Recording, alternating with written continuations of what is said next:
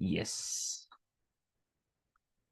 So great, guys. Welcome for this session where we are going to be discussing about two major domains. And of course, we are going to be solving a case study which is related to FP&A domain. So welcome for this session. But before we start the session out, just wanted to check whether my audio video is clear or not. If it is clear, then just write clear in the chat box. If it is not clear, then write not clear. एकदम perfect है. गजब. Right YouTube की जनता आप भी लिख दीजिए, शर्माने की कोई बात नहीं, शर्माने की कोई बात नहीं। पुलकित जो यहाँ बैठा है वो कह रहा है कि मैं तो यूट्यूब पे भी जाके लिखूंगा। थैंक्स पुलकित भाई, थैंक्स पुलकित भाई। यस, फटाफट फटाफट बता दीजिए कि is my audio video clear. हाँ, यहाँ पे कुछ लोग सोच रहे हैं यार सामने वाले ने क्लियर लिख दिया मतलब क्लियर ही होगा। भाई तुमको क्लियर है कि नहीं ये बताओ। सामने वाले की छोड़ो, all clear, okay perfectly fine. So great, guys. Yesterday we had a detailed discussion on domain-wise guidance session. I don't know how many of you have attended it out. कितने लोगों ने attend किया था? How many of you have attended? Yes, no, no, yes in the chat box, please. How many of you have attended it out? कितने लोगों ने इसको attend किया था domain-wise guidance session? How many of you have attended the domain-wise guidance session? I have attended. Acha, no sir, missed it. Okay, okay, got it. So the people those have missed it out, request you to please check the previous sessions which are there. FNO का recording चाहिए बेटा, FNO का जो session होता है उसका recording आपको मिल जाएगा, तो don't worry about it, will be sharing the recording for the same so that आपको कुछ मिस आउट हुआ होगा तो you will be able to get it out. ठीक है, तो कहाँ मिलेगा वो मैं बता दूंगा, but don't worry, the session for FNO was again very interactive and interesting. जिन्होंने मिस किया था, don't worry, will give the recording for the same as well. So great. Now, before we move forward, let us also introduce one of our guests for this session, one of our mentor for this session out. He is going to be guiding you throughout this journey, what FP&A domain is, right? How to get into an FP&A domain, just a basic overview, and then we'll solve the case study for the FP&A domain, which is there. So today's speaker is Vaibhav Todi, right? Vaibhav Todi sir has joined in for this session. So just a brief about Vaibhav. I and Vaibhav cleared in a same attempt and then we joined Udan together. साथ में थे, we were roomies, right? हम दोनों ने room भी share किया है, although Vaibhav is not allowed to share the secrets. इसके बाद so after that is done, he got into an FP&A. I was a part of a finance controllership program, and he worked in FP&A there. And after that is done, he is currently working with Misho. I don't know how many of you have heard the company name, but ad तो बहुत आती है, right? So yes, you must have heard the company name. So he's currently working there as a part of a business finance and FP&A team. So Vaibhav is here to guide all of us कि क्या होता है, कैसे होता है, and he's also going to be giving a lot of practical case studies. Let's see who can solve it out. ठीक है, तो yes Vaibhav, thanks for joining in. But before Vaibhav starts in, सभी से request है जो YouTube पे connected है, आप वर्चुअल क्लैप्स डाल सकते हैं चैट बॉक्स में, और जो Zoom पे कनेक्टेड है, I would request them all of you कि वीडियो ऑन करके अनम्यूट करके जोरदार तालियों के साथ मेंटर का स्वागत करेंगे, उनके घर तक आवाज पहुंच जानी चाहिए। Yes, thank you for the lovely introduction. एक सेकंड वैभव भाई, मैं ना सबको म्यूट कर देता हूँ, नहीं तो है ना ये बीच में कुछ खराटे की आवाज या कुछ आवाज आती रहेगी। तो yes, so great Vaibhav, thanks for joining in. Thank you for calling me and I hope I don't bore you guys enough, but start करते हैं। एंड सीक्रेट्स तो बाद में पता चलती रहेंगी GIR में और मास्टर क्लासेस में as we go along, but अभी के लिए सिंस हम प्रॉब्ली 1 घंटे 1.5 घंटे के लिए कनेक्टेड है, मुद्दे की बात करते हैं। So, coming right to the point, I think starting with a small introduction about myself, I am CA Vaibhav Todi. I qualified in 2019. And it's been, so I spent 1.5 years in Udan, where I was building their fruits and vegetables FNV vertical, which used to be a 0 to 1 business for them. So, what should be the right P&L for them? How should a P&L for fresh look like? Sabzi mandi mein jaake 4 baje ghumna, all of that was involved, right? Post that, I joined Misho, which was a very different business. So from B2B to B2C business. And here I've worked in several different pods in the last 3 years. So I've been working in fulfillment, customer experience, supplier experience, logistics, user growth, all of that combined, right? So I've had a lot of experiences from them, and I hope I'm able to bring some of those insights onto the table, not just for this masterclass, but also ना longer term discussion. ठीक है, तो I try to keep my talking points brief so that आधी जनता camera बंद कर लिए हो पहले से। सो हम्म। I will just request everybody to keep your cameras on. Otherwise, recorded session और live में कोई मजा ही नहीं रहता है. So we'll also get some motivation. And आपको जब भी लगे कि मैं ज़्यादा बोर कर रहा हूँ, you can just text me in the chat box. And even if I'm going a little fast or bit slow, you can text me. Accordingly, I will take into account your feedback. Also, कोई भी question बीच में आए लगे कि इस master class में इसका question का जवाब मिल जाता तो मजा आ जाता, feel free to put them in your chat box. I will definitely try to answer them. And so, starting off with this session, I will probably introduce what FP&A, business finance, is all about. काम क्या होता है, requirements क्या होती है, what sort of skill sets are companies looking for in this particular profile, है ना? और इस टाइप के इंटरव्यू में जाओगे तो what are, let's say, those 4 5 tips that your friend might give you, right? तो वो 4 5 शॉर्टकट टिप्स क्या हो सकती हैं वो बताऊंगा। एंड अलोंग विद दैट एक केस स्टडी डिस्कस करेंगे that you might expect in some of those interviews. And along with that we'll also answer some of your questions that come along. I'm sure आप लोगों के पास बहुत सारे questions होंगे on FP&A, so keep them coming and I will continue to answer them in between these conversations. Okay? Cool. So let's get started. I will just present my screen so that there is something for you guys to stare at while I'm, yeah, it should be visible, right? Yes, visible. Yeah. Chalo. So at least for not just for chartered accountants actually, आप अगर देखोगे तो ये applicable equally होगा सारे finance professions के लिए। Business finance, FP&A बोलो या फिर let's say even consulting, right? They have a lot of common pointers on what sort of work are you guys doing, and depending on the company, your profile keep on switching. So it's a very dynamic type of a profile. ये बाकी profiles से काफी different क्यों हो जाता है? Because एक FP&A और बिजनेस फाइनेंस किसी कंपनी में बैठ के कुछ भी कर सकता है और बिना कुछ किए भी रह सकता है। सो it doesn't have a very straight definition that other profiles, let's say audit, tax, controllership, might have. So that's the beauty of it as well as the challenge behind it. It's very important to understand कि इसमें क्या क्या nitty-gritties involved है so that you can make a very educated choice. Because as freshers आपको सिर्फ आपने जो अपनी थ्योरी पढ़ी है या फिर अपने दोस्तों से बात किया है, प्रॉब्ली अपने टीचर से जो बात किया है, सिर्फ उतना ही नॉलेज है। डोमेन एक्सपीरियंस प्रॉब्ली आपको एक दो लोगों से आता होगा, that might also come with their own set of biases. Now it's been, I think, 3 4 years, talking to you guys and discussing with different professionals as well. So हम कहीं ना कहीं सिर्फ अपना experience and professional advice नहीं लेके आ रहे होते. We try to augment all sorts of advice and mistakes that we might have done or might have heard from others that other people make and bring them out to you. So that's also there. So in terms of profile choice, it becomes very important for you because kahin na kahin your first job will be a stepping stone to your entire career. While शुरू के 3 4 साल बहुत fungible होते हैं, लोग गलतियां भी करेंगे अपने करियर चॉइसेस को लेकर, फिर पिवट करेंगे to something else, right? For example Shivam ने भी गलती की थी, जॉब ज्वाइन करके उसे फिगर आउट हुआ कि नौकरी तो नहीं कर पाएगा and he pivoted to his own startup. Then you will also continue to do the same and it's perfectly all right to do it. But point is कि अगर आप शुरू से काफी क्लियर रहते हो, क्लैरिटी रहती है माइंड में ऑन व्हाट टू डू, या फिर उससे भी ज्यादा इंपॉर्टेंट है व्हाट नॉट टू डू। ठीक है, तो आपको हो सकता है इस मास्टर क्लास से या फिर एंटायर जीआईआर से ये आइडिया नहीं लगे आपको करना क्या है, बट आपको ये पता चल जाएगा कि आप क्या क्या एलिमिनेट कर सकते हो and based on that you can really move forward, right? And this will also help you pivot faster. Because आप लेट्स से किसी पर्टिकुलर ए डोमेन में चले गए, नाउ ए डोमेन में जाकर आप कहते हो कि a domain is literally not for you and you would want to be in completely opposite domain. A से बी में शिफ्ट करना will be very difficult.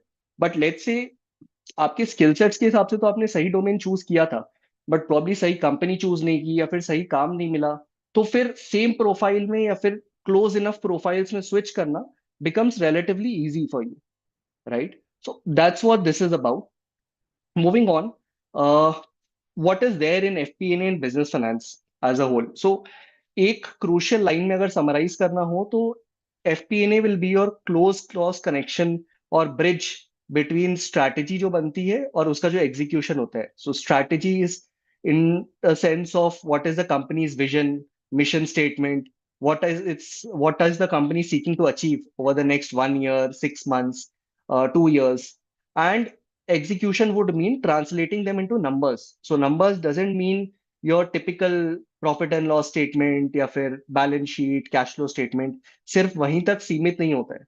FP&A actually starts from there. So it will go down to a lot of other reports, projections, planning, and you will be budgeting for a lot of things, and you will be also be accounting for, let's say, errors.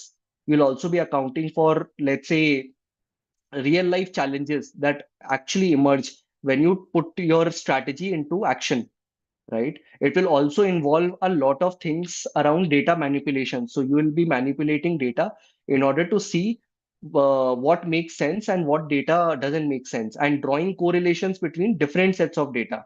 Now, I'll probably take a few examples so that this becomes clear. But think of it this way, right? Senior management, जो board of directors बैठता है, उनके पास एक मोटा मोटा strategy होता है. Let's say, because let's take an example of ITC's FMCG division, right? ITC FMCG division में काफी चीजें बेचता है. It sells a lot of staples. It sells a lot of packaged goods. It sells a lot of soft drinks or, let's say, juices, right? वो सब verticals हो गए company के. Now, senior management will have a strategy saying that we want to grow our staples division. Staples would mean, let's say, your atta chawal division.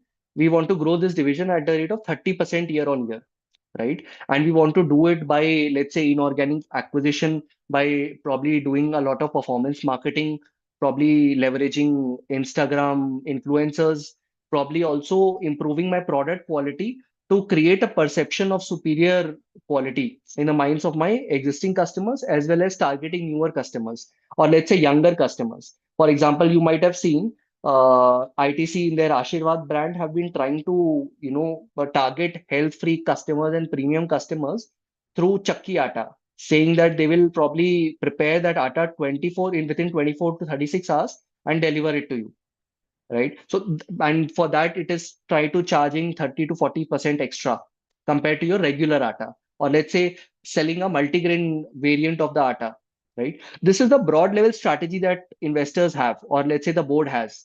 Now, you as an FP&A team will have to, start planning based on this strategy on how do you deliver on these top line numbers. So, उन्होंने बोल दिया 30% growth चाहिए, but then you will go back and ask that at what cost you want that growth. What are you prepared to spend on in terms of capex, in terms of, let's say, establishing a chain of distribution channels, let's say, over indexing on performance marketing, or let's say bringing in a new influencer or a celebrity to advertise your product to get a better reach of your target customers, right? uh, Along with that, let's say, what are the things that you are prepared to do on the product side? Will you change your sourcing strategy?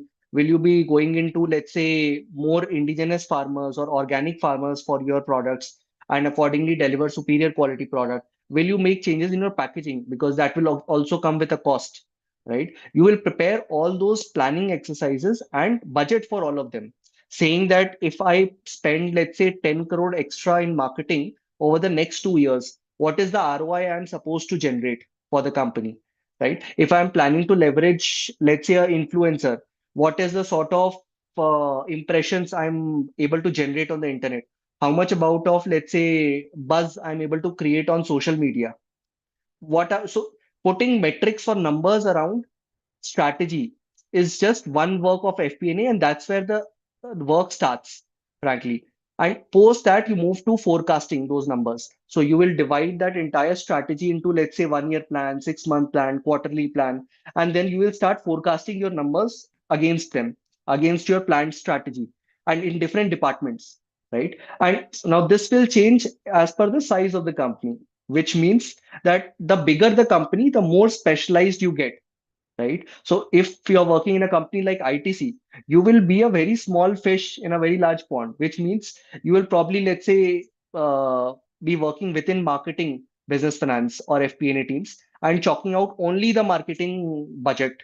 right? You will be forecasting, reporting, preparing a lot of flash reports, quarterly reports, board reports.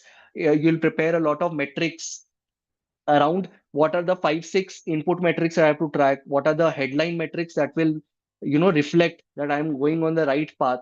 And once 6 months have passed or 2 3 months have passed, how do I do a check-in with my plan versus actuals and see where the deviation is, and accordingly help the company pivot their strategy across in order to deliver the top line numbers, right? For example, when while you are doing this, there is suddenly a new startup which is spending like crazy on all of these things, competing directly with you and taking away market share from you, targeting the exact same customer cohorts that you might have been targeting. What do you do this, right? You pivot your strategy, you revise your strategy, and these are some of the things that we learn probably in much more detail in our master classes using examples and numbers also. But for now, just assume that planning, budgeting, forecasting will be your bread and butter. But your core job as an FP&A guy to deliver value is how do you put an ROI number across to every strategy that is brought up by the board or the investors, or by, let's say, your CEO's office or CFO's office.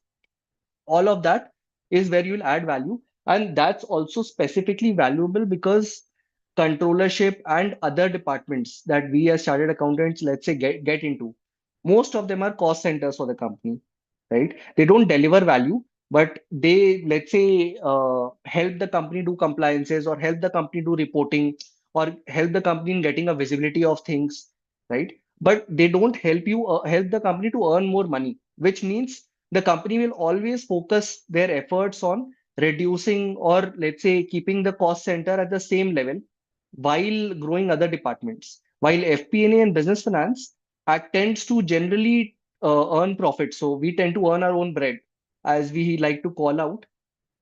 And that's where you are also able to command superior value in terms of learning and also in terms of compensation compared to other roles.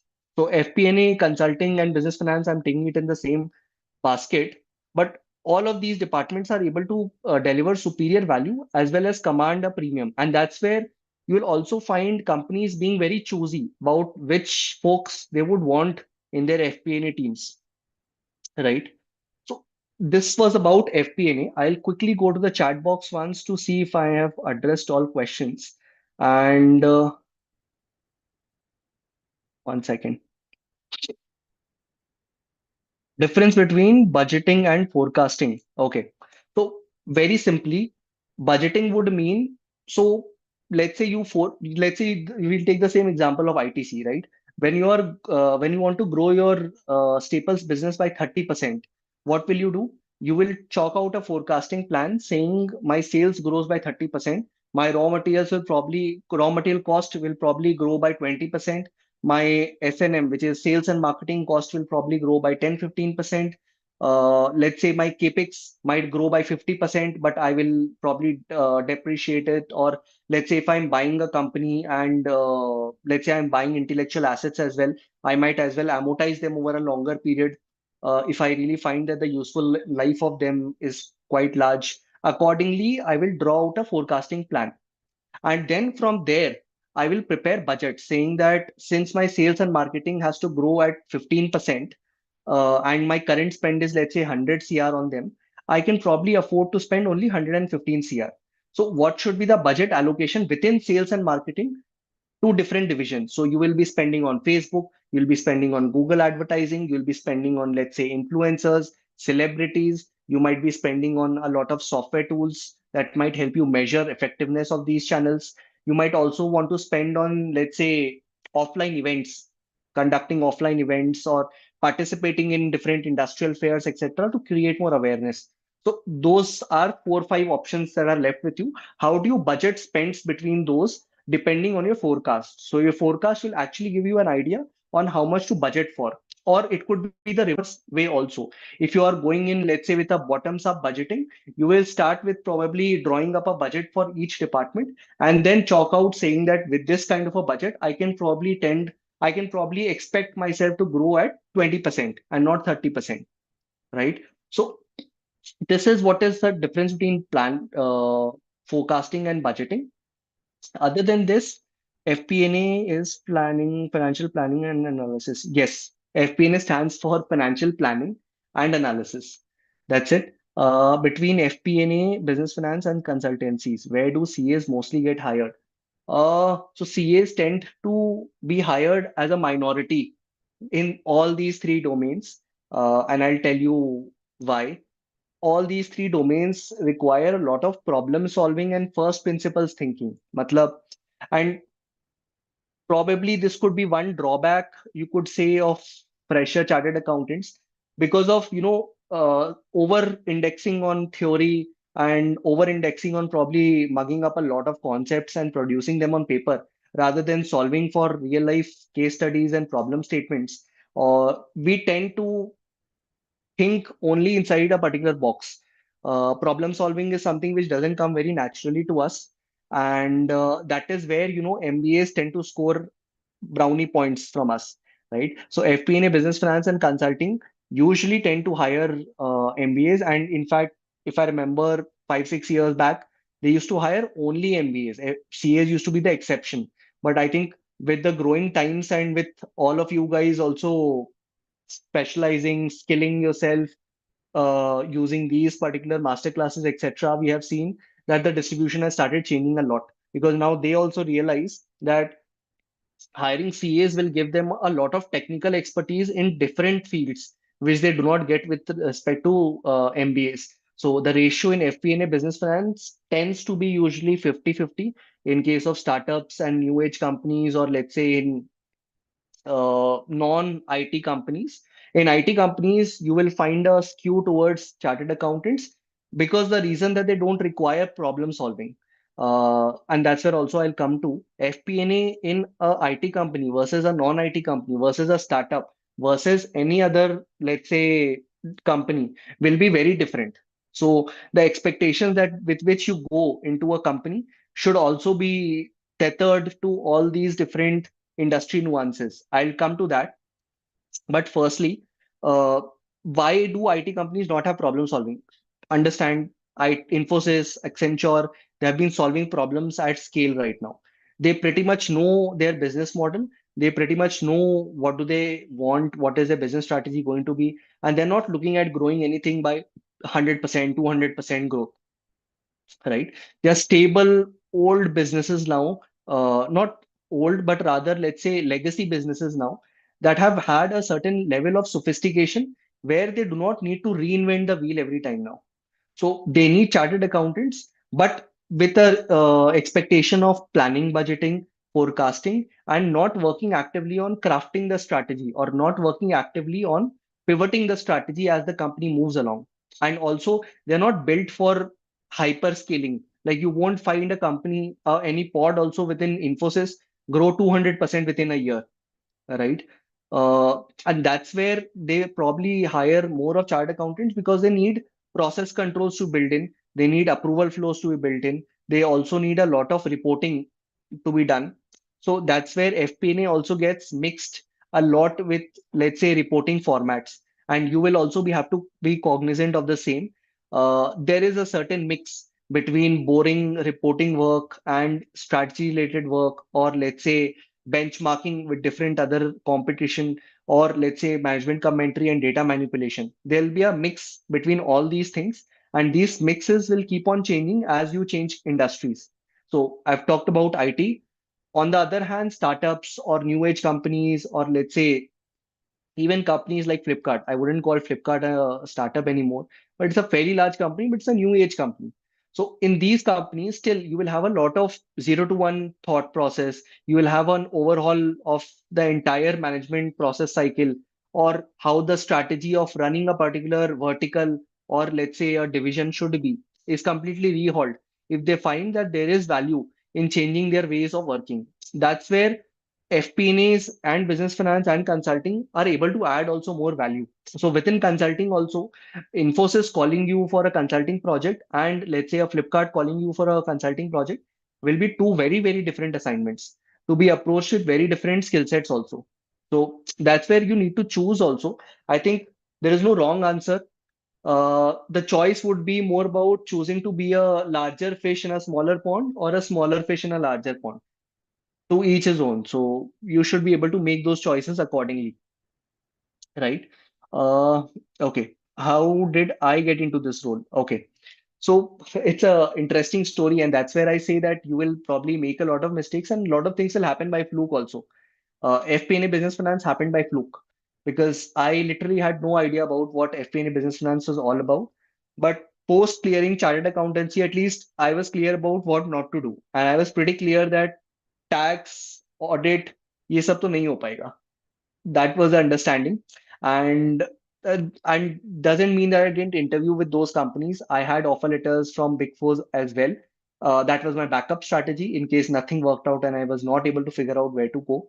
And I'd just gone for campus interviews and all sorts of interviews, right? So I've given interviews for companies like IT companies like TCS as well, got offer letters from them as well.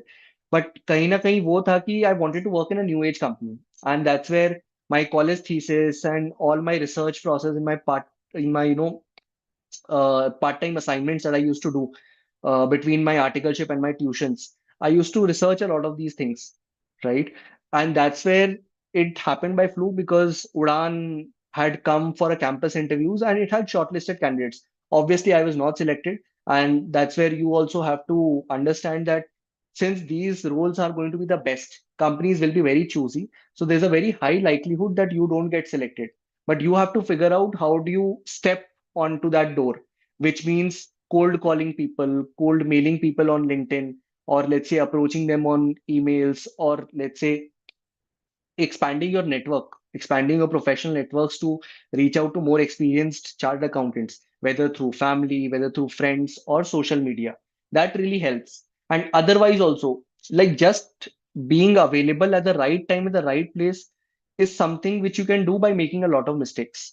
So I think Udan had come for an interview for the campus interviews and it had shortlisted candidates, but probably didn't like the candidates that it had shortlisted. And I was there with 100 more candidates, just looking out for any more companies other than Big Fours which might be interviewing, right? That's where it had open doors, and we had around 3 to 4 rounds of interviews, group discussions, and all of that. And post that, I was the only one selected from my city for Udan. So again, if you ask me, I don't know how that happened.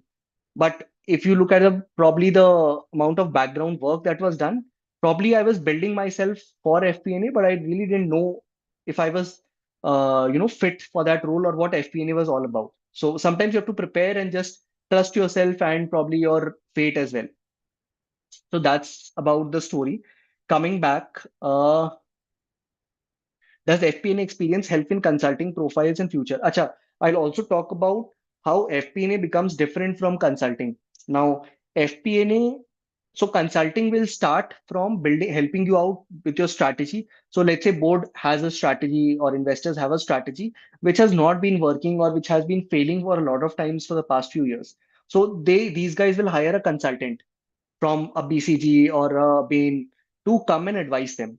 They will come to your company, look at your company's data, talk to your people, talk to your management team, talk to your, let's say, middle level management, lower level management, and figure out what are the key problems that are plaguing your company and how do you best come out of it.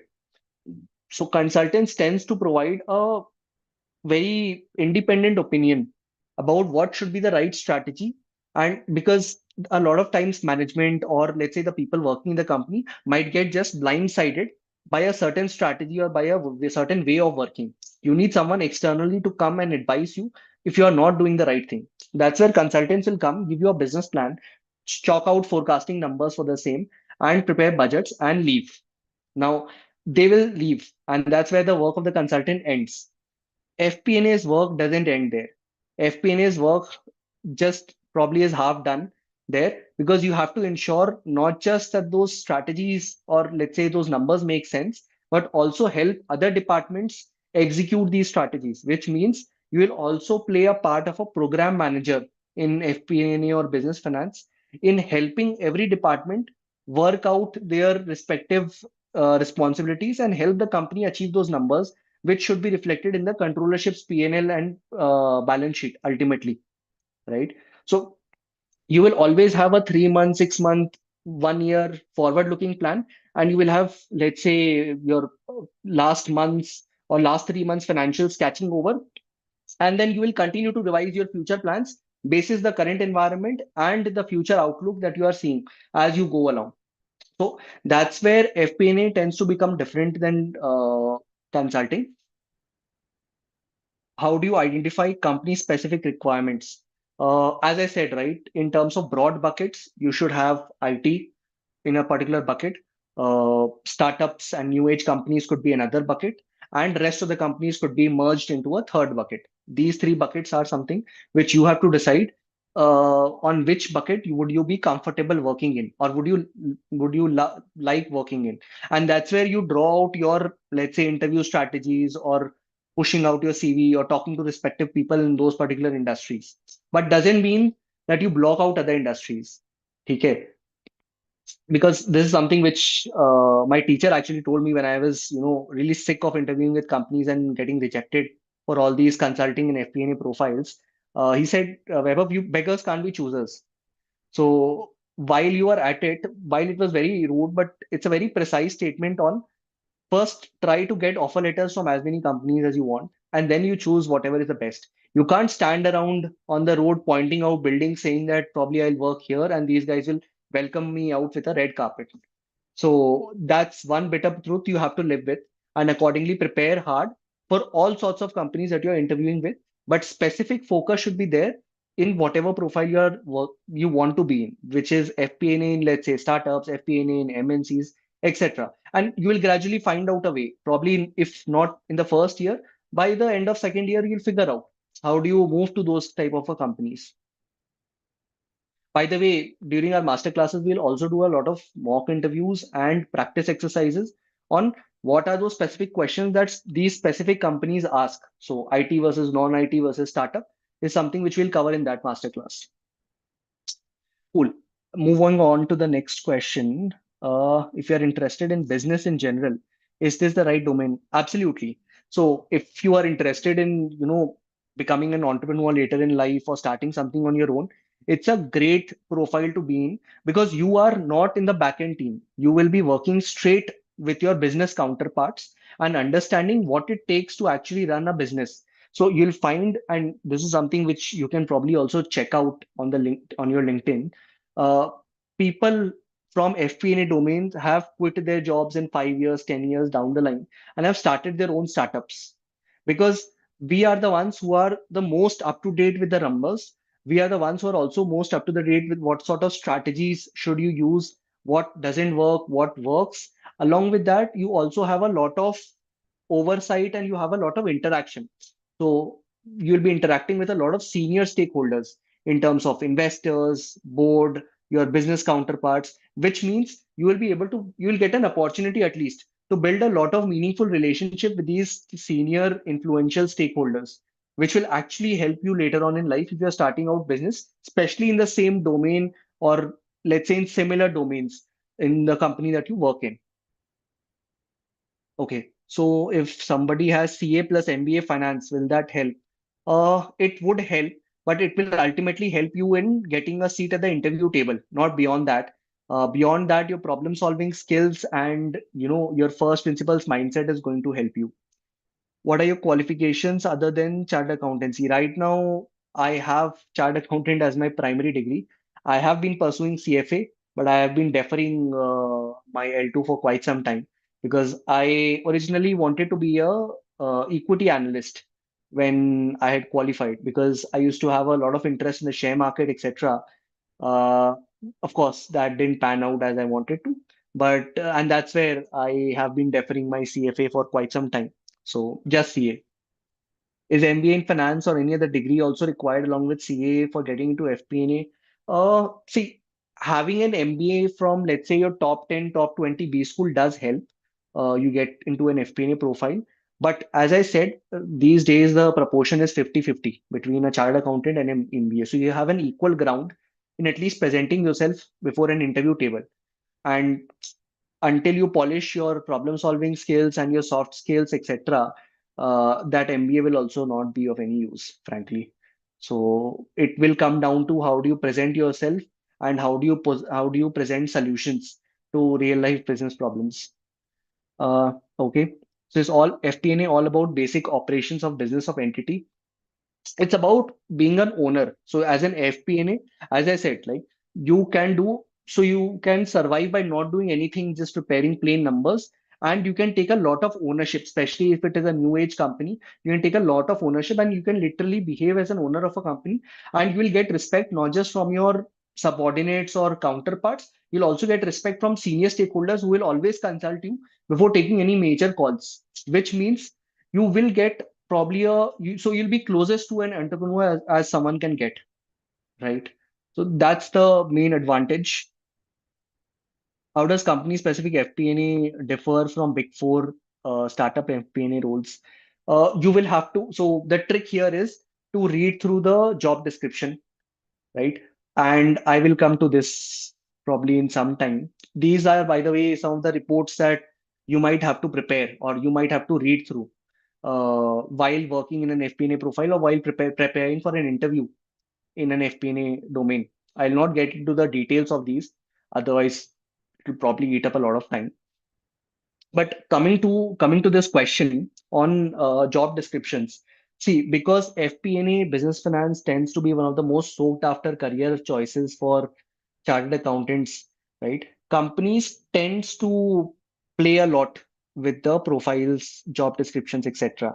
So I have seen a lot of times companies mix up controllership roles with a bit of FP&A role and market it as an FP&A role.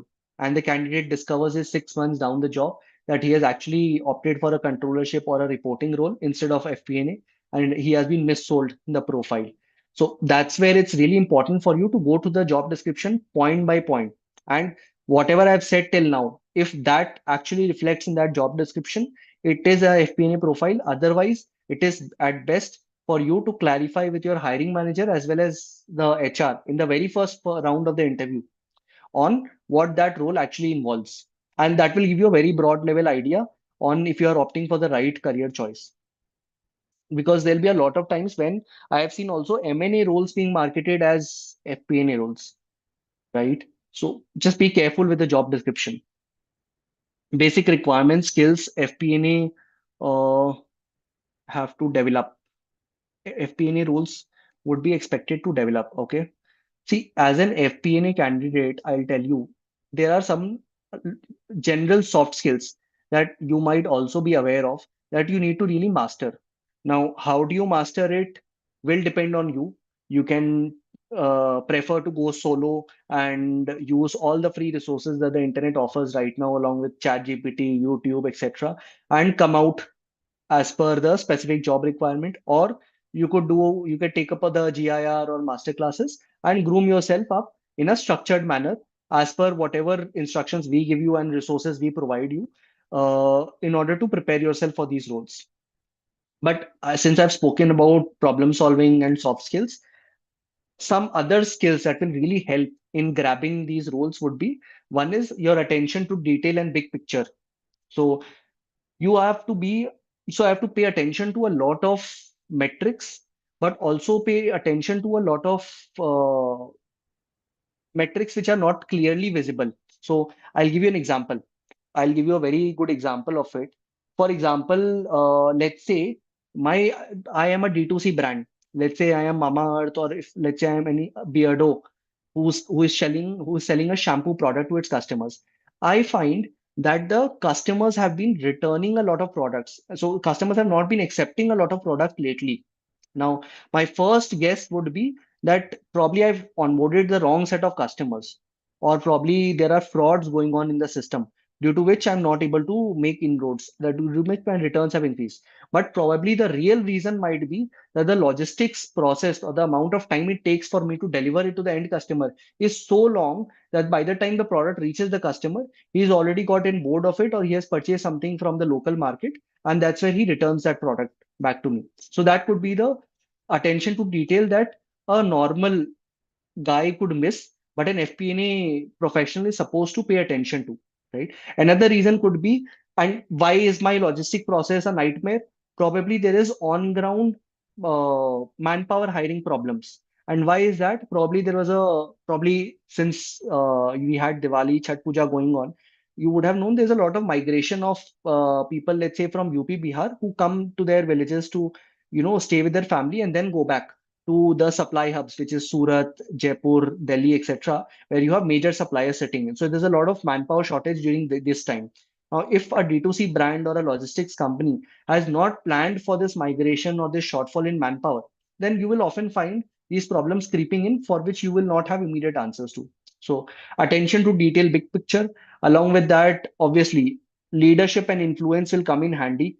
You will have to influence a lot of people to your particular way of thinking or strategy. For example, for every particular company that you go into, you will have a limited amount of money or budget that you can invest in multiple things.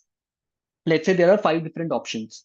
Now, convincing all your stakeholders and senior leadership that, let's say, the first two channels of marketing are the most efficient ones and not the other three, you will have to do a lot of data crunching, and you'll also have to do a lot of soft influence with different departments. So let's say your spending on marketing will be detrimental to some other department in some other way. You will have to convince the other department's leadership that although it hampers their individual goals, it is actually beneficial for the company overall. And that's where they have to support you. So that becomes your soft skills and ability to influence and lead by example, right? Along with that, obviously, effective questioning skills and accountability is something you will always have to develop, because most approvals will have to pass through the business finance team. You will be approving every little penny that is spent around the department, which means you should be able to have proper accountability between your team as well as other org departments, wherein they are not spending that company's funds unnecessarily or without a valid plan of action or without establishing proper ROI on that project, right? That's where this skill also comes into the picture. So these are broad level 4 5 skill sets that will really help you get through your interview. And probably I'll move to the next question since you're already closing to 9:20. How do we test our problem solving skills? Okay, I'll give you a sample case study here and we'll try to solve it and figure out our problem solving skills. Okay, that will do in 5 minutes. I'll spend another 5 minutes in questions. In FP&A, whether we have to work in softwares like in other domains. So, yes, very good question, Ayush. I think that's also one big advantage as well as a learning mechanism for you. If you're going into FP&A, you will have to have a very open mindset to learning.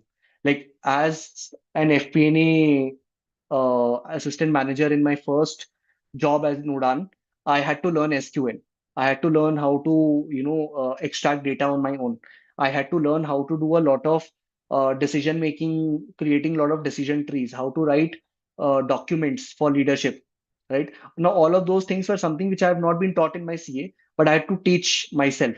And this is something which will also come in handy. And later on, I had to learn how to use Power BI. I had to learn how to use, let's say, Google Data Studio for visualization, because nowadays Excel charts is something nobody uses in most presentations. You will often have to work with visualization softwares, which are Google Data Studio, Tableau, Power BI, all of that, right? So as you go along, you will have to learn all these skill sets and probably a few other softwares, right? Probably SAP is something also you might have to learn if you go into a company which is heavily skewed towards using SAP for data extraction or anything related to data. So that's about this. We'll, I think, circle back again to the questions. We'll quickly move to the case study once. And yeah, so this is a question for you. It's a guess estimate questions, which means you can expect this to come in most different formats. There is no given set answer for this. It is a very open question. So the question is that please guess estimate the daily revenue of your nearest McDonald's fast food outlet. Now, in order to keep it shorter, I will tell you not to put numbers around this for now. Although in real life interview settings, you'll be asked to put numbers around it as well. But as you can see, you will have two different levers, which is items sold and average price, which is your average selling price, ASP. Okay. Now, within these two headers, you will have several different, input metrics which will influence these two, right? And which will then indirectly influence your daily revenue of your McDonald's fast food outlet. What are some of those, let's say, metrics that will influence this? You have 5 minutes. I would want you to actually pick up a notebook or pick up an empty Excel file and start talking down pointers on what are some of the influencing metrics for this.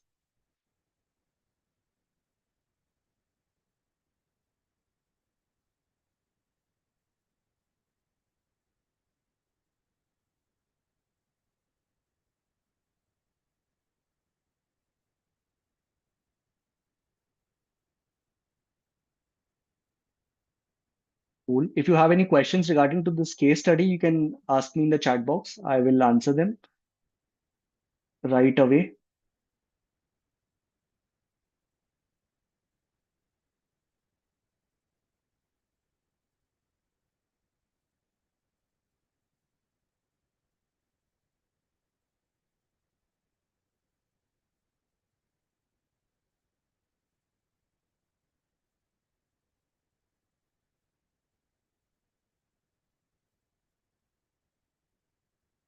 I'll go back to the probably hmm, question. The question is, you have to estimate the daily revenue of your nearest McDonald's, right? And what are those levers that will be impacting this revenue? So I think level one levers would be number of items that are sold, which is quantity into price, right? Now, quantity and price ka, what are some of the levers that impacts quantity and what are some of the levers that impact price is something I want you guys to work out.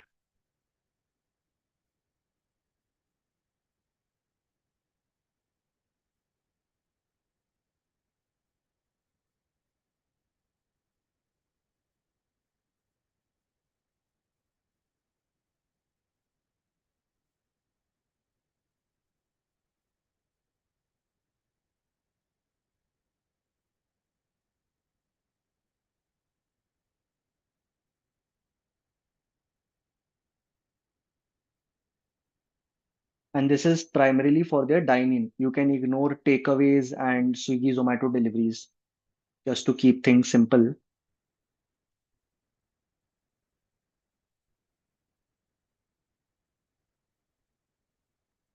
Correct. So I'm looking at some of the answers that are coming out. Encouraging, but I want some more.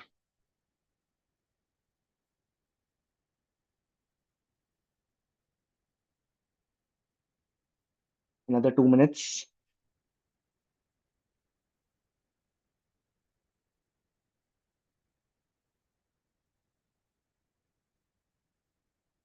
Come on, you should be more creative, guys.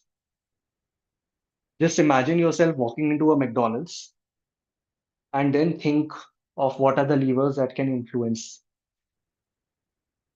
Imagine yourself owning a McDonald's store. How do you think you'll earn more money out of that McDonald's store?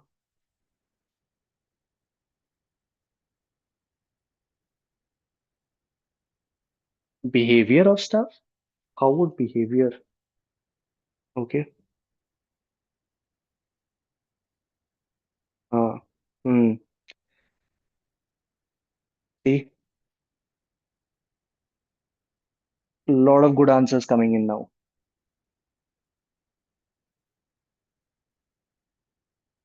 Great work, Bhumika.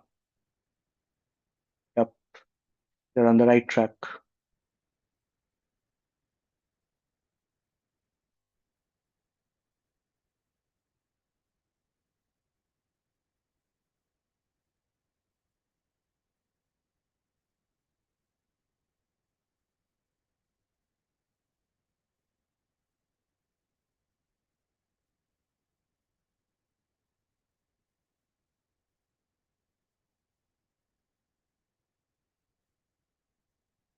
Strategy नहीं बनाना है गौरव, levers बताने हैं. Strategy बाद में बनाएंगे.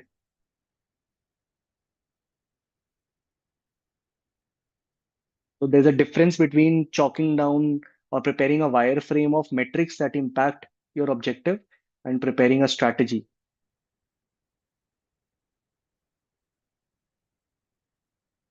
Hmm. Okay. Ambience. Parking. Okay.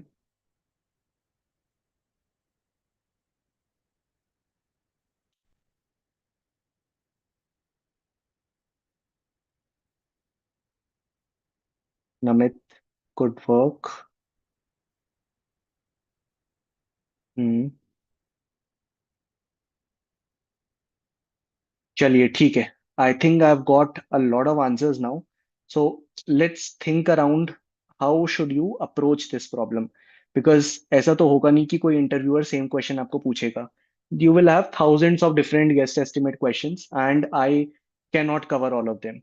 What we can cover is what should be the approach to solving these case studies. Question पढ़ते हैं. Guess estimate the daily revenue of McDonald's. Daily revenue का formula is quantity into price, which is also given. Fair.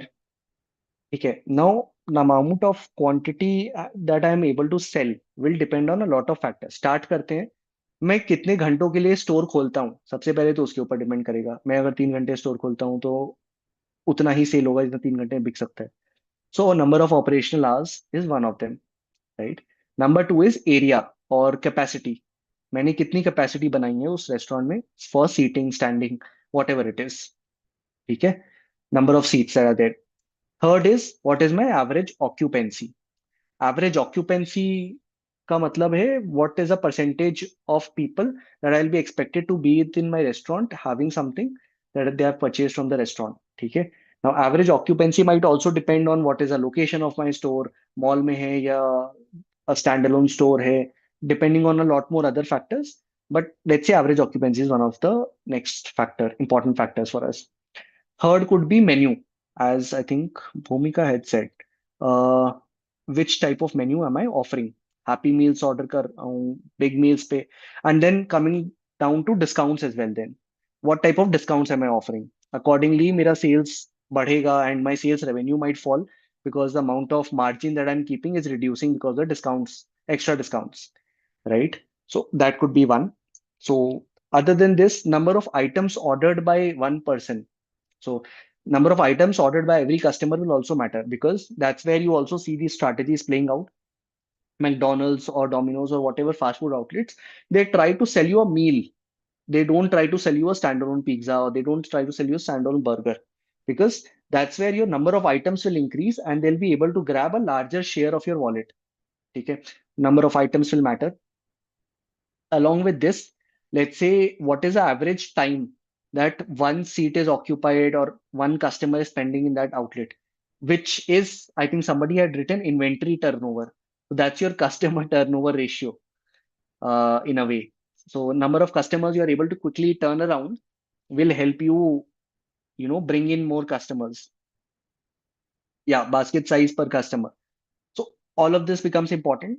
Other than that, let's say if there are particular offers that you're launching or combo offers that you're launching, or let's say you are opening a newer, so depending on the store location as well as the age of the store. If you have opened a new store in a place where there are no good food outlets, then you will have a superior demand from the very beginning.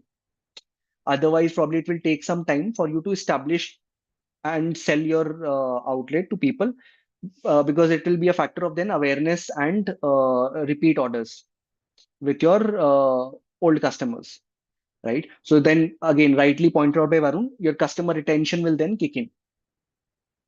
Okay. So these could be some of the answers. Now, in a real life case study, you could also be asked to put numbers around this. So how would you approach this? You would probably have to take a lot of assumptions accordingly. Let's say I'm assuming that my nearest McDonald's is in a mall. The average order value is around 200 rupees. It is open for, let's say, 12 hours a day. And roughly the average capacity occupancy tends to be around 50% or let's say 70%. And number of people who can sit in that single restaurant, let's say 50 ले लेते हैं. And average time for which a seat is occupied, let's take it as 30 minutes or half an hour. Okay. Which means I'll use all these metrics and calculate a daily revenue. That would be my daily revenue, which would be the final answer. But the final answer is not important. The approach that you have taken and the number of variables you have considered will actually decide on how well you have answered that question. So final answer wouldn't matter. चलो ये तो बहुत ही specific question था। ऐसे भी if I tell you, tell me the number of mobile subscribers in India right now without using Google, how would you do it? By the way, this is one genuine question I was asked in one of the FP&A interviews I went into. Okay, don't think that these are very wild questions. These are actually practical questions that have been asked in different interviews. So how would you approach that? Obviously, you will not have an exact number or correct number for mobile subscribers without using Google. But the approach that you take to arrive at that subscribers number by, let's say, taking in demographic factor, age factor, number of sims per person, urban, rural, poverty का measure लेकर, all of that nitty gritties लेकर, the deeper you go, is the better in general for all these case studies and guess estimate questions. Okay. So coming back to this, I think you can self review yourself on how did you perform on this interview and on this guess estimate question. Accordingly, measure yourself on how equipped are you for a career in FP&A or business finance or even an interview. Because I'll tell you, uh, if you think or if you go with a mindset कि ठीक है ना, देख लेंगे ना, interview में जब पूछेंगे तब सॉल्व कर लेंगे, ऐसा भी क्या है, सीए कर लिया तो इंटरव्यू क्या चीज है, don't go with that mindset. What will happen is आप सब पर परफॉर्म करोगे और वो अपॉर्चुनिटी हमेशा के लिए लूज हो जाएगी। So if there is a good company coming in and you don't realise the importance of it and you don't prepare yourself properly for the interview, lose that interview, you will regret it 2 months, 6 months down the line. That I could have easily aced that particular interview if I would have prepared, let's say, for 3, 4 hours extra, right? So that's where this is just a teaser sort of a thing on how do you prepare yourself for all these kind of profiles or questions. But since Bhumika was asking, what does mobile subscriber mean here in particular? Mobile subscriber is कितने registered active numbers हैं, SIM active SIMs है पूरे India में. So number of active SIMs in the country could be one number that you might have to calculate. Cool. I will quickly go to 80 crore as per RBI report. Okay. But you can't use Google there. Otherwise, so fluency in maths is also important in this role. Yeah, it's not it's not rocket science maths that you're expected to know. It's plain arithmetic maths that you are expected to know. And obviously, you can use your calculator or you can use a notebook, Excel, etc. to figure out. But I think the important thing here is to understand how quickly you are able to churn out a solution because you'll get probably 10, 15 minutes or half an hour to solve that case study and come back with an answer, right? उस time पे if you are not practiced enough, आप ज्यादा deep नहीं जा पाओगे. And if you are not able to analyze that question properly, or if you go off road into some other let's say solving some other problem which is not even asked in that question, you will very well get rejected. Mass rejection होगा उसमें तो.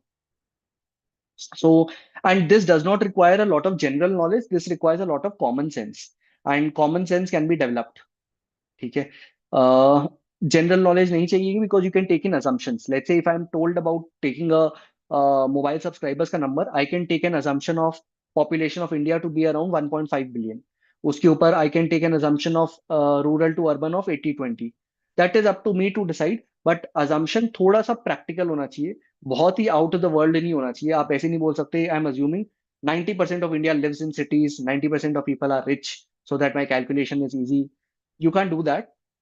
It should be practical, but it need not be exact. And yes, this same process will help you prepare for management consulting as well. Management consulting way, the toughness of questions will just double. That is the only difference. The questions ideally will remain the same.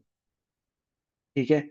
How have you prepared for case studies and problem solving? By practicing more case studies. So while we have tried to put in at least 7 to 8 case studies in the masterclass, and there'll be a lot more case studies which are available on the internet as well.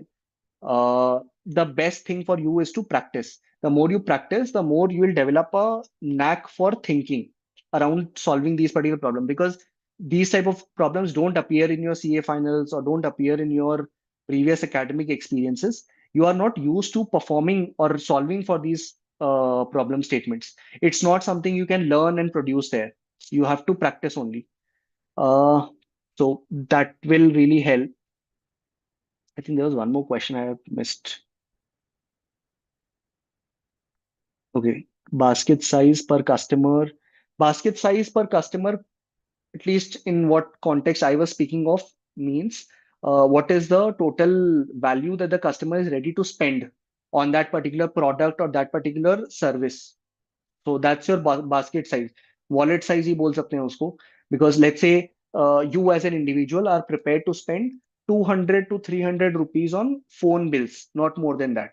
So that's your wallet size or basket size in terms of that industry.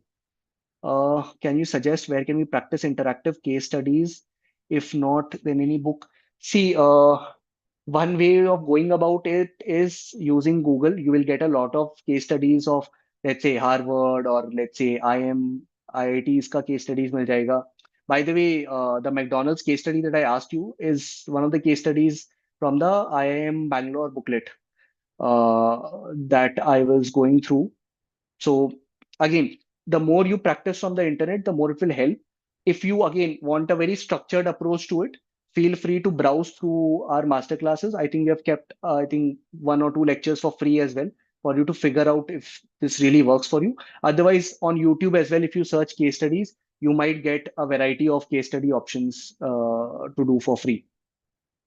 So uh, whether masterclass will include all this. GIR and masterclass will include all this. Once you do GIR, it will help you decide better on specifically if you want to go into FP&A or some other domain, etc. And accordingly, you can take a call. And within GIR also, you'll get a lot of resources to study, practice. You'll get a lot of booklets to download, learn. So accordingly, you will be in a better position to take a good decision then. His attempts are restriction in FP&A role selection. अरे ये तो बहुत sensitive question पूछ लिया. See, attempts is a restriction everywhere. Like even today, if I apply for some companies, it's so ridiculous. I still find attempts question being asked. So you can't escape that question. Obviously, the thing is that if you as a candidate is, craving to go into the top 10 percentage, top 10 percentile of the companies in the market, that top 10 percentile will also want to have the top 10 percentile candidates. And one easy way for HRs to filter you is attempts. So probably you will get asked attempts in a couple of companies. Most new age companies and startups at least don't care for attempts. But yes, you will have to figure out if you have more than one, two attempts, you will have to figure out how do you bypass that and land yourself a seat at that, at least in that interview table to prove yourself. Okay. What else? Any more questions? CA final attempts or both inter final? Yeah, Namit, that depends on the HR. Some HRs are crazy. They'll ask you CPT attempts also. Corporate ladder for FP&A, does it reaches to the CFO level? Right. So I think I haven't uh, talked about that in detail. I'll just give you an overview of this. See, in terms of corporate ladder, you typically start with an analyst role or an assistant manager role in FP&A. You move to a deputy manager role, then you move to a manager one, manager two, manager three kind of a role. And from there onwards, you move to a director kind of a role. And then from director, you move to CFO. Obviously, see, this hierarchy will depend on what is the maturity of the company. The more of a startup you venture into, the less hierarchies will be there. And the more hierarchical or let's say larger companies, behemoths you get into, the more layers or hierarchies you'll find naturally. So in this particular hierarchy also, let's say a company like HUL or a ITC might not just have a director, but might have an assistant director, might have a deputy director, or might have a junior director, senior director, all of that. So again, company dependent. है. Cool. Uh, we'll take the last question then. Is FP&A a role for freshers or should we work in other roles and then transition into FP&A? No. So if you really feel that FP&A and business finance is your career calling and you would do anything to, work into this kind of a role, then you should really try to get into FP&A from the very beginning. If unfortunately, let's say, even despite your efforts, you're not able to make it into FP&A, go for any other role, let's say controllership or audit, etc. And within 1 or 2 years, you can try out opportunities to move into FP&A. And a bigger and a easier way to do go about is do an internal transfer within the company from, let's say, a controllership role to a business finance role. If you really feel business finance is for you, so the company will be more than willing to give you a transfer in order to ensure that you also stay with the company for a longer period of time. So that is it. Attempts, reference, yeah, reference sources.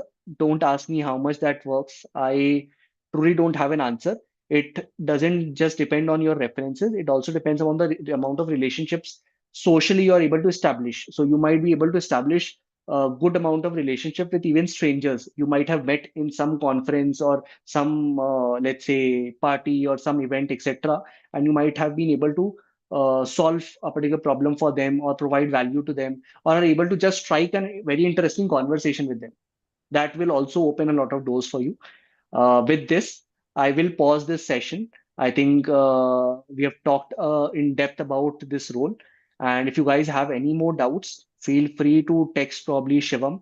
He will prepare a big list of questions and email them to me. Till then, I will probably pause and hand it over to Shivam. Yes, yes, yes. So I think Vaibhav has covered in very detailed manner that what FP&A is and how does FP&A profile works, right? So आपको एक थोड़ा बहुत clarity मिल गया होगा कि कैसे work होता है. We are going to be covering lot of sessions in upcoming sessions. We are going to be discussing about a lot of things. But just for an update for an upcoming sessions which are there, which is planned for you, right? So tomorrow we are going to be having a session on the pre-kickoff for the students, those who are interested to be a part of our GI training workshop. कल pre-kickoff है और those who have already registered, where we are going to be discussing कि actually में क्या होगा, what is your roadway and journey henceforth. So that is there. वो YouTube live नहीं रहेगा, it's only going to be on Zoom. ठीक है. 26th is very big event for us where we are going to be networking with different sort of people. Since we have already talked and discussed about you need a one right reference to get into one right company. So 26th is a networking event for all of us where you can come with all of your friends out. सपरिवार आना है सबको. ठीक है, अपने बीवी बच्चों को लेके आना है, दोस्त भाइयों बहनों को लेके आना है, right? To come for this career planning and networking event which is on 26th. Parallelly, you can see the series of events which are there. इसके साथ साथ you can also visit our website for all the details out, which is going to be helping you to understand what all products are available. 27 से batch चालू हो रहा है training workshop का. FP&A masterclass, if you want to explore, just click on a masterclass section, just scroll it down, you'll find an FP&A section, right? यहाँ पे आपको एक masterclass मिलेगा which is prepared by Vaibhav, so you can just go through it, right? If you're interested, please do not forget to register it as well. एक demo lecture भी available है. ठीक है, इसके अलावा you can also explore other masterclasses and things which are there. So that's it from my side. अगर कोई query रहेगा, don't forget to put it in the comment section, right? इसके अलावा हम लोग मिलेंगे अभी आगे के सेशंस में, बहुत सारे सेशंस आपके लिए प्लान्ड है, तो आइए ढेर सारा आनंद उठाइए. And also for the people those who are there in afternoon और the people those who did not attended and wanted to have this session for an option trading, right? I'll just share a course with you guys where you will be getting a link. ठीक है, तो वहां पे आपको you can get a recording of our option trading course as well. ठीक है, तो वो भी आ रहा है. तो lot of courses which we are bringing it for you guys which is gonna be helping you to understand. Last question, what is the difference from is master class different from one from management consulting? The answer is yes. Consulting का master class अलग है, FP&A का अलग है. ठीक है. I have joined GIR 48. Will the recordings for it will be available on the next day for the session if I miss any? It is going to be available on a real time basis, right? Real time basis पे available रहेगा. जैसे ही session and होगा उसके 1 घंटे में you'll get the recordings. कल sir कल of नहीं बेटा, कल ऑफ नहीं है, right? Tomorrow we have a pre-kickoff session where we are going to be having more of a fun. We'll understand कि हमारा जर्नी कैसा दिखेगा in next few days. ठीक है, तो दोस्तों को लेके आना साथ में. Thanks, Vaibhav, bro. अच्छा, you have answered lot of questions. Thanks for clarity in this domain. Bro बना दिया तुम्हें, चलो ठीक है. Yes. ओके सर, GIR के लिए कब तक रजिस्टर करना है? जब जितना जल्दी कर लो उतना अच्छा है. सर कल आपका फर्स्ट अटेम्प्ट में हो गया था क्या सर? मेरा फर्स्ट अटेम्प्ट में हो गया था। वैभव सर का भी शायद नहीं, मेरा नहीं सेकंड। हुआ था। हाँ, हाँ। सेकंड अटेम्प्ट में था, ठीक है। यस, नितिन जी कह रहे हैं कल मिलेंगे, चलो नितिन जी अपने दोस्तों को भी लेके आना।